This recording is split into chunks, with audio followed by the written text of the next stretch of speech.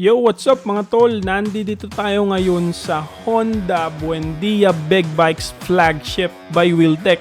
And today, i-claim natin ang blessing na natanggap natin. Excited na ba kayo mga tol? Grabe, ang babangis ng mga collector's bike dito sa Honda Buendia Big Bikes flagship showroom.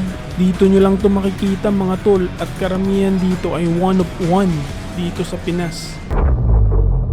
Akala ko mga tol hanggang doon na lang.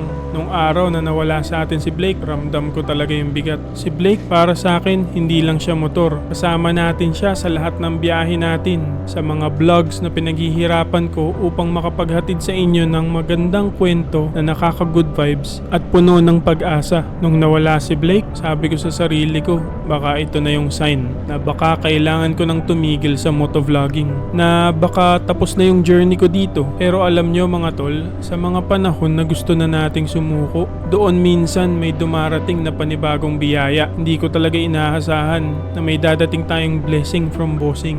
Bagong pag-asa, bagong pagkakataon para ituloy ko kung ano yung sinimulan ko. Dito ko na-realize na hindi lang pala to tungkol sa pagmumotor, hindi lang tungkol sa mga brands or sa ganda ng kuha ng mga videos, kundi ito'y tungkol sa mga kwentong mula sa aking puso na gusto kong ihatid sa inyo. Mga kwentong puno ng pag-asa sa mga taong nakikilala natin sa mga biyahe natin. Sa mga taong sumusuporta, patuloy na nakikinig at nanunood sa akin. Kaya eto, nandito pa rin ako mga tol. Ang mundo natin ay walang kasiguraduhan. Kung dumating man ang araw na mapagod tayo, pwede naman tayong magpahinga saglit. Pero wag lang nating kalimutan na dapat tayong bumalik sa journey.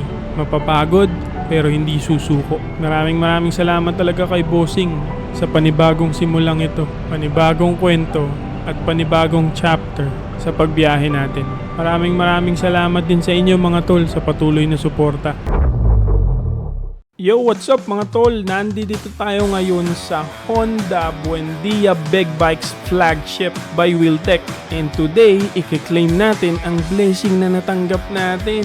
Excited na ba kayo mga tol?